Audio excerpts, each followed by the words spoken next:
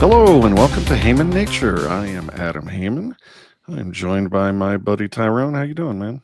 I'm doing great, man. I'm very excited for this episode because I'm feeling very mathy. Very mathy, very Mm. economizing. There we go. Much better word. Much better word. All right, yeah. What we're doing here is the first in a long series. We're going to go over a relatively recent book called "Economics in Three Lessons." It's by Hunter Lewis. Yeah, three. It's a throwback, obviously, or a callback to Henry Hazlitt's very, very, very famous and excellent Economics in One Lesson. This is updated. Well, here, let me read from the Mises Institute website, where you can order this book for $8.95. That's a bargain. So here's their description of this. For years, people have demanded an update to Henry Hazlitt's 1946 bestseller, Economics in One Lesson. Now we have one. In Economics in Three Lessons, Hunter Lewis brings Hazlitt's timeless wisdom to the 21st century. Even better, Lewis includes an additional work, 100 Economic Laws. Finally, an easy to reference collection of axioms to refute the economic fallacies from either the left or the right. A complete course in economics in just one short book. So, we're going to do a bunch of episodes on a chapter of this book. They're so short, we're just going to read them and then comment and hopefully teach everybody a little economics by going over this great book. So $8.95. Wow, what a bargain. To paraphrase Napoleon Dynamite, that's like $1 a lesson. Absolutely. So do you want to just crack that bad boy open and read Yeah. us the first chapter? So why are we doing this? Well, the reason is because a few episodes back, I complained and moaned and that the new crowd of libertarians, the new generation of libertarians, don't read books, man. It's like they seem to have libertarian principles, and I'm not sure where they're getting them from. Maybe it's just other shows or podcasts or something. But man, not one of them has read any of the what we would consider foundational economics books, or at least I won't say none of them, but a lot of them don't seem to get their libertarian information from books these days. And I made the statement, read a book, and so we got some feedback about that, and it's like, all right, fine, we'll read the book for you. That's right. This will be the Haman Nature audiobook series with helpful commentary. It's even better than just an audiobook. Yeah. And I was thinking, what book should we start with? And my default was going to be Economics in One Lesson. To me, it was a life-changing book. I think I read it when I was probably in high. Oh, I know I was in high school when I first read it, and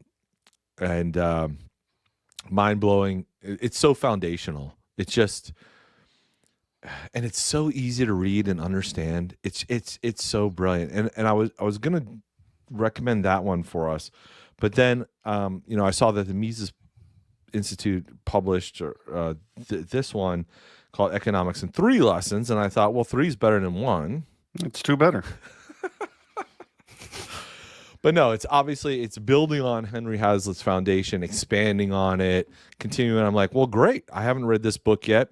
It'll be a nice refresher on the Henry Hazlitt stuff at the same time, while hopefully maybe even learning some new stuff for us. So we're gonna go with this. Can my camera pick this up?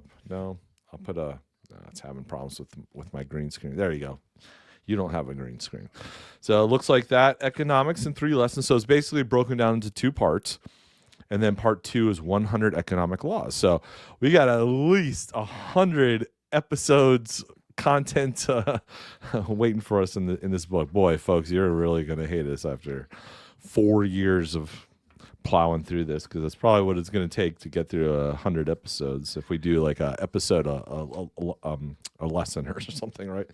So at the beginning, at the preface of the book, there's this wonderful quote, and really, this is simple, but I think profound, and it's something to really think about. And this is a quote from Michael Novak.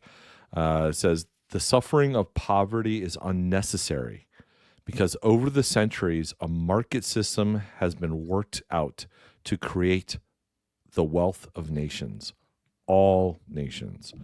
To bring that system to all the world's poor is our chief unfinished business.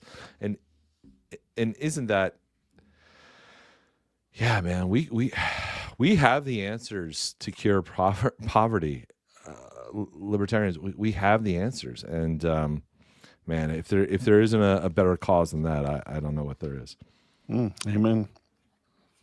All right, so we're just going to begin with chapter 1. And the nice thing about this, sort of in the Henry Hazlitt style, these are very short chapters, easy reads, that just hammer home sort of one basic point. And this chapter 1 is really going to go to that famous Bastiat insight that Hazlitt made very clear in his book, the difference between the seen and the unseen, right? Mm-hmm. So I'm gonna read the chapter, Adam. I'll take pauses at certain points and let you fill in with some commentary. So chapter 1, Henry Hazlitt's invaluable insight. Most of us would agree that the principal difference between children and real adults is that the latter look ahead, consider consequences, act responsibly and sustainably. Sustainability is not, however, just the essence of maturity. It is, in addition, the essence of logic and of economics. Economics, in the final analysis, is grounded in logic. Good economics is always logical, which means that it is clear, orderly, organized, relevant, complete, consistent, and above all, sustainable. Economics is not directly about morality, but logic, economics, and the concept of sustainability have much to teach us about morality as well. In his book, Moral Foundations, the ornithologist, naturalist, and philosopher Alexander Skutch observed that, quote, people might tell us that morality is not lying, not stealing, not killing, not coveting, not cheating, not injuring one's neighbor. If asked what common feature unites all these interdicted activities, they would find it difficult to answer. They might say all these forbidden activities cause people pain. This is true enough, but competition in trade or the professions brings much loss and sorrow to those who fail in it. The punishment of children makes them unhappy, and the practice of medicine and dentistry are abundant sources of pain, even to those who ultimately benefit. The common feature which unites the activities most consistently forbidden by the moral code of civilized peoples is that by their very nature, they cannot be both habitual and enduring, because they tend to destroy the conditions which make them possible. End quote. Sustainability is not only the essence of maturity, logic, economics, and morality, it is also the foundation for human happiness. I'll pause there, Adam. Any immediate thoughts to that? Yeah, I very much was surprised and happy to see him framing this as under the rubric of sustainability, and also that he threw in logic and morality, because economics is a social science, and most people just get confused. They think it's about money or maybe the stock market and conflate it with, being a financial analyst or something like that. But it's not. At its essence, economics is the study of human action. Correct. And a whole bunch of very, very interesting things flow out of that, including, if you look deeply between the lines, a moral system.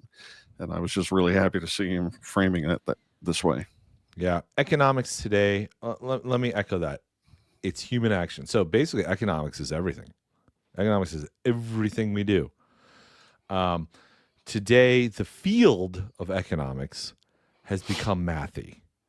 And what I mean by that is it's all about equations and formulas and putting data into a computer to predict where the stock price is going to go here. That's not economics.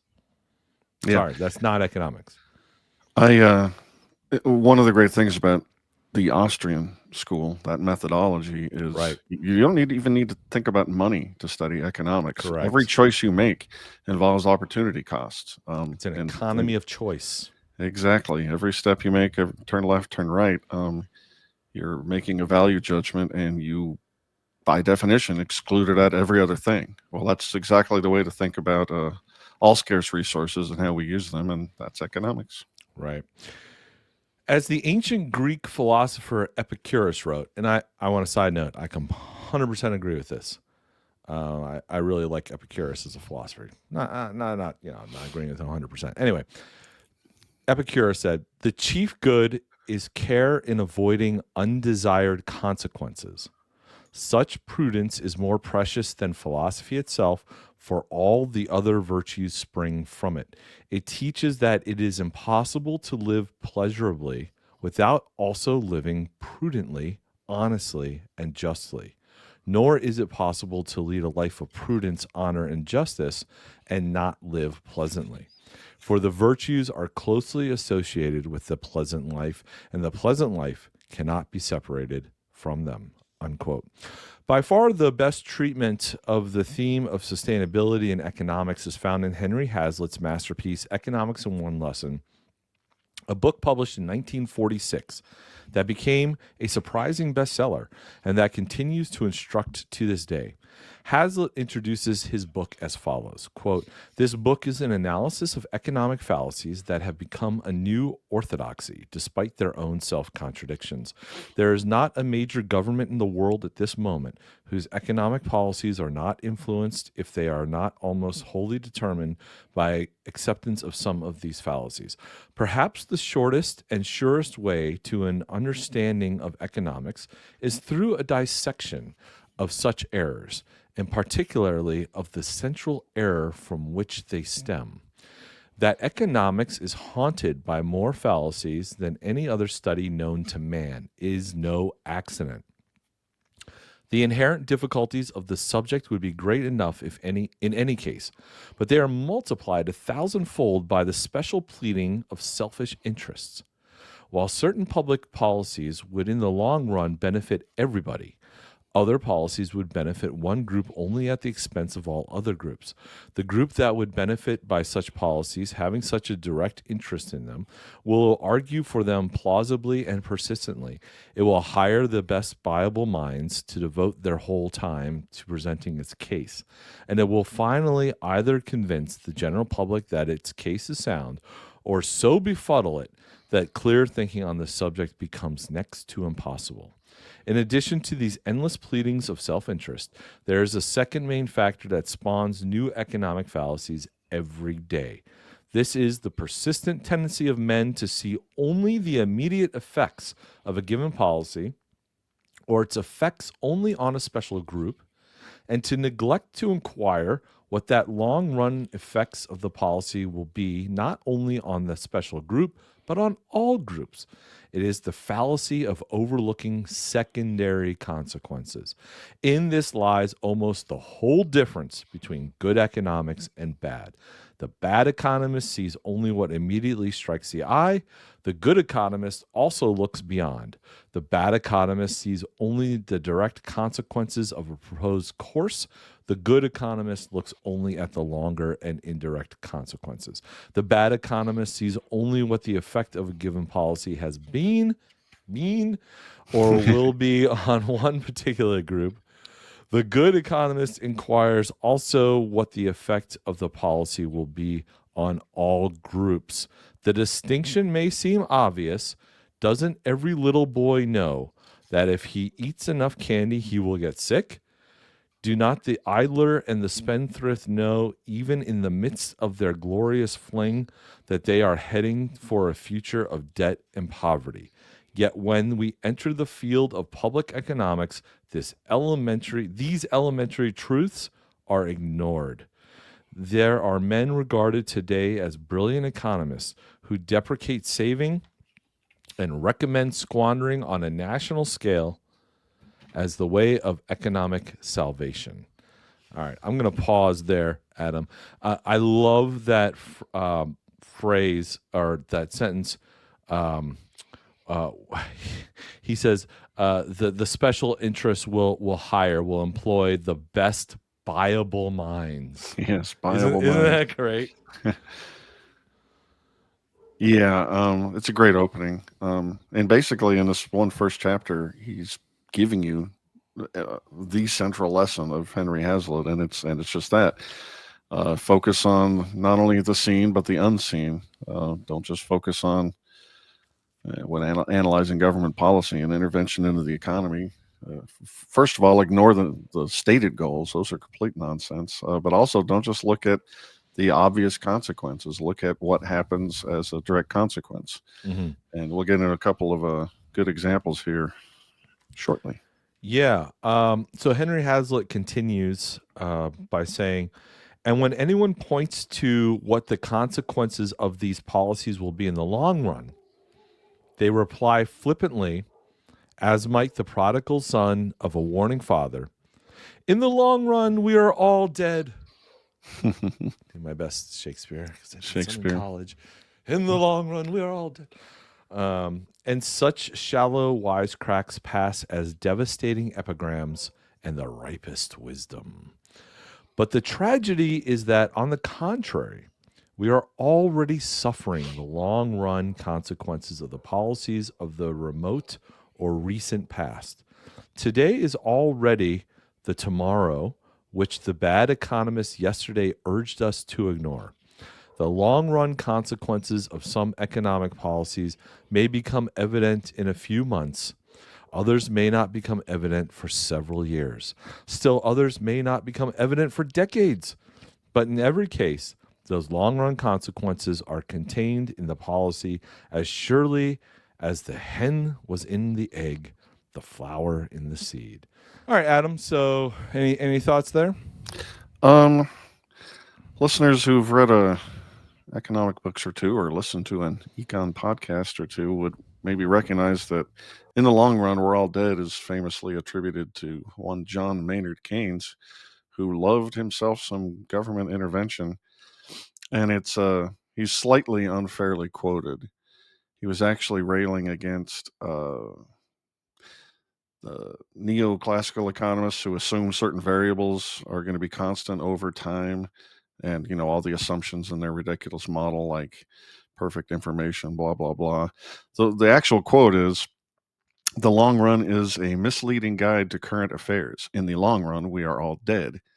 Economists set themselves too easy, too useless a task if in tempestuous seasons they can only tell us that when the storm is past, the ocean is flat again.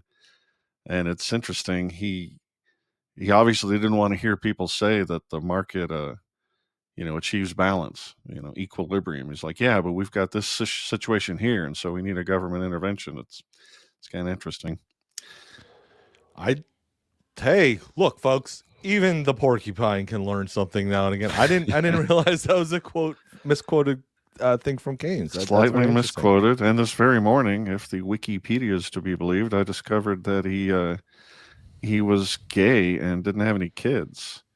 Okay. Which made me think, Walter Block famously got himself. No, it wasn't. It was Hans Hermann Hoppe famously got himself bounced out of UNLV for saying that homosexuals have low time preference because they don't have any kids, or high time preference. They don't think they don't think into the future that way, and that was probably too bold an assertion. I think that was Hoppe. Yeah, Walter it does Block make you for the race thing. He got himself into a lot of trouble.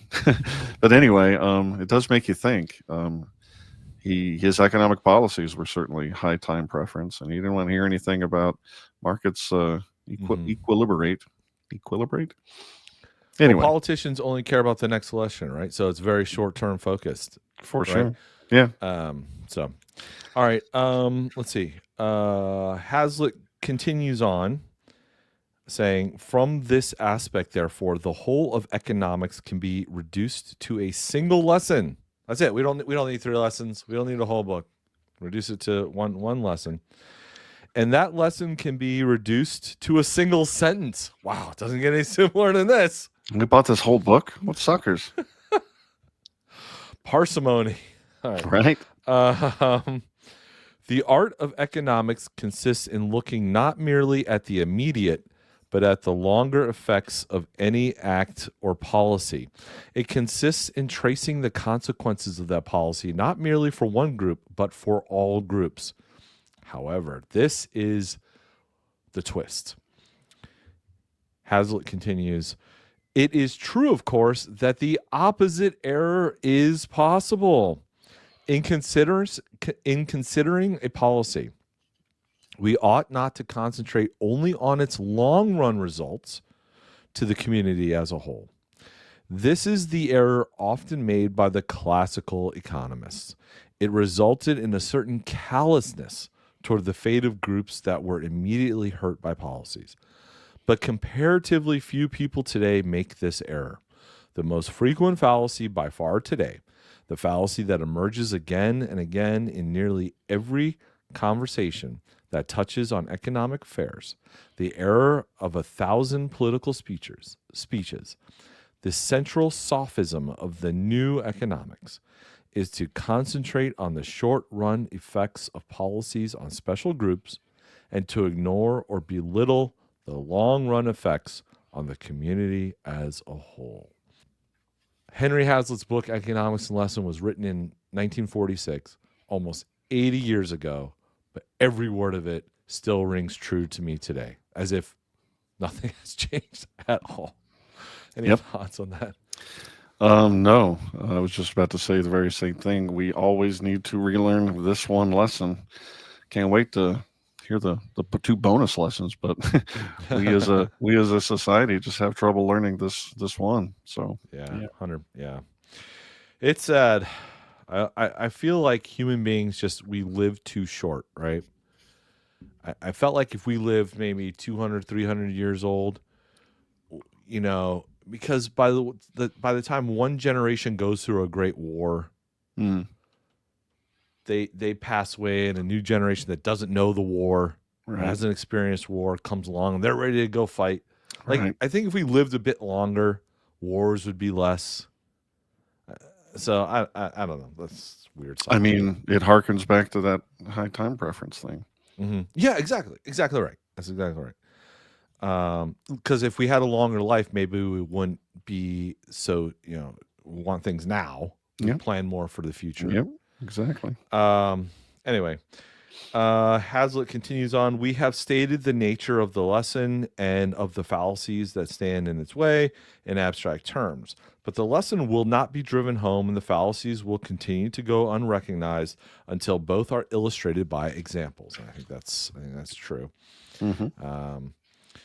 There is no more persistent and influential faith in the world today than the faith in government spending. Isn't that true? Mm-hmm. Everywhere government spending is presented as a panacea for all our economic ills. Is there unemployment? That is obviously due to insufficient private purchasing power. The remedy is just as obvious. All that is necessary for the government to spend enough to make up the deficiency. An enormous literature is based on this fallacy, and so often happens with doctrines of this sort, it has become part of an intricate network of fallacies that mutually support each other. We cannot explore that whole network at this point, but we can examine here the Mother Fallacy. You MFer, Mother Fallacy. You MF. I love it. We need a T-shirt, Adam. This is something like Haman Nature, the original MFer. I don't know. I'll come up with something. We'll work on it. All right, so here is the Mother Fallacy. It goes something like this. A certain amount of public spending is necessary to perform essential government functions. A certain amount of public works of streets and roads and bridges and tunnels, of armories and navy yards, of buildings to house legislatures, police, and fire departments, is necessary to supply essential public services. With such public works, necessary for their own sake and defended on that ground alone, I am not here concerned. I am here concerned with public works considered as a means of providing employment or of adding wealth to the community that it would not otherwise have had.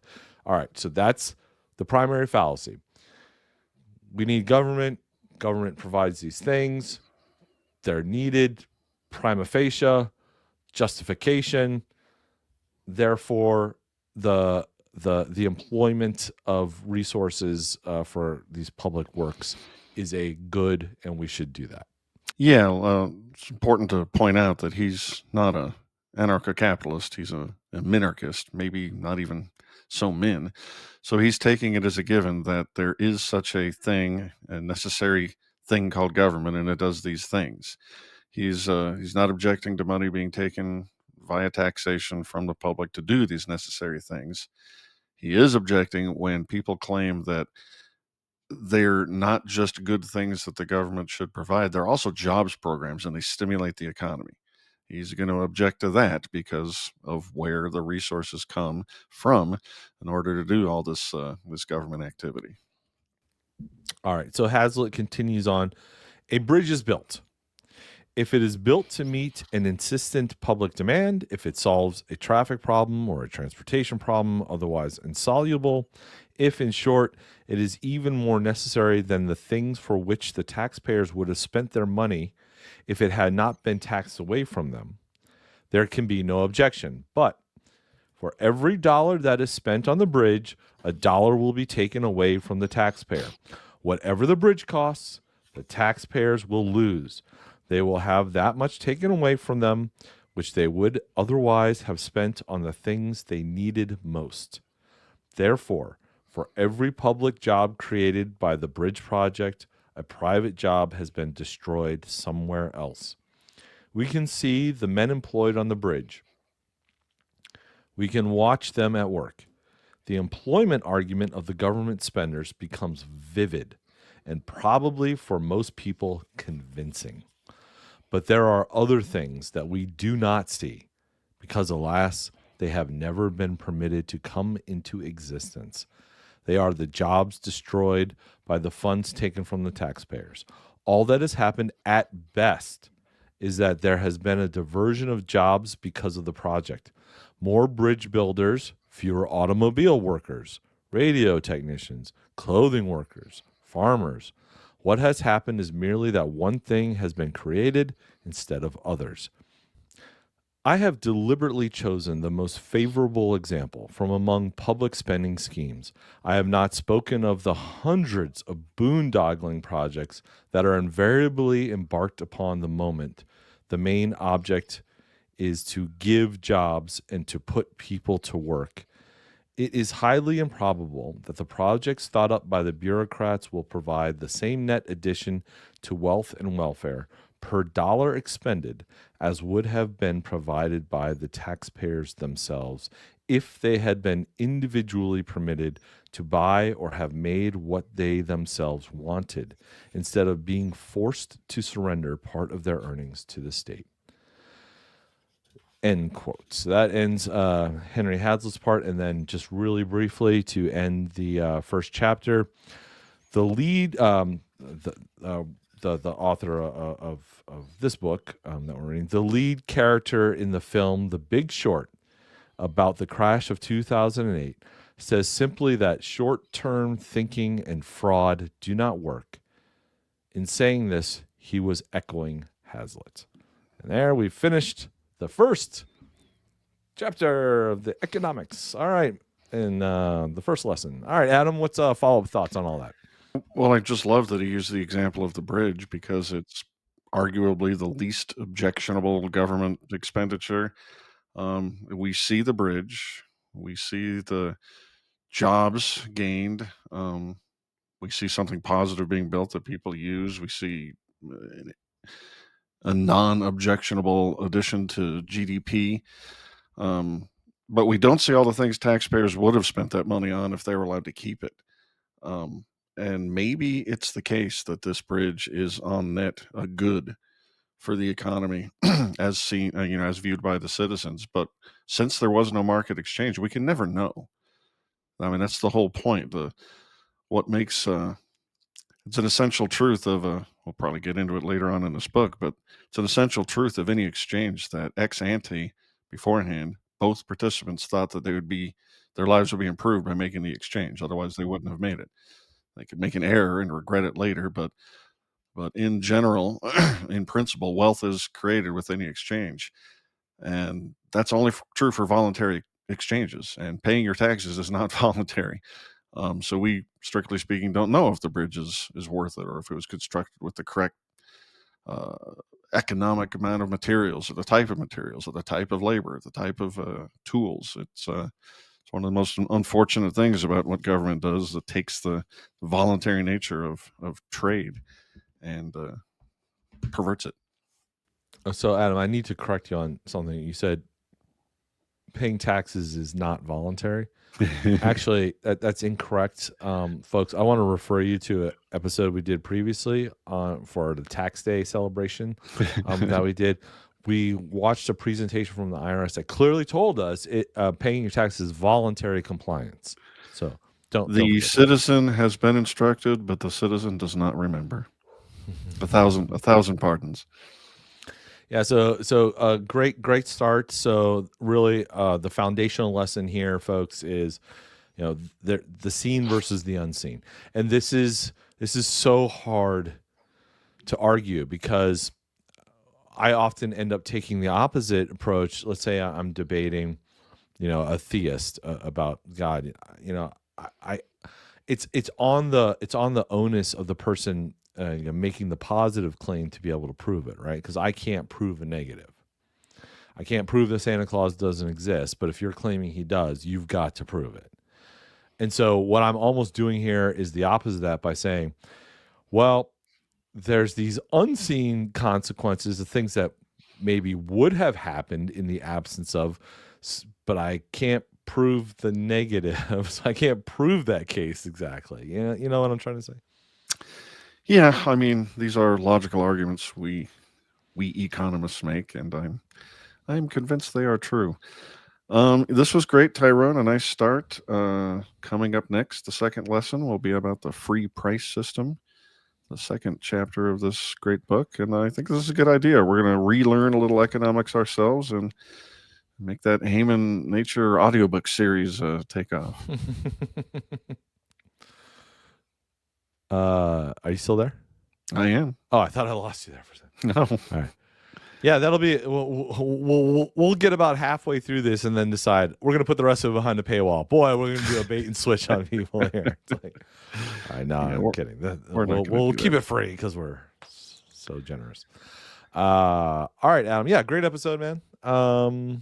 Where do people go if they want to learn more? There will be links to all the things we were talking about below the video on YouTube, but also go to hamannature.substack.com, HAMAN Nature, or just hamannature.com redirects you there, and subscribe to our newsletter. And if you are so moved, become a paid subscriber. You get access to bonus things. They're fun. You will be glad you did, and we will be very thankful. So thank you, Tyrone, for suggesting this book. I think it's a cool idea. And thank you, ladies and gentlemen. We'll catch you next time on Haman Nature.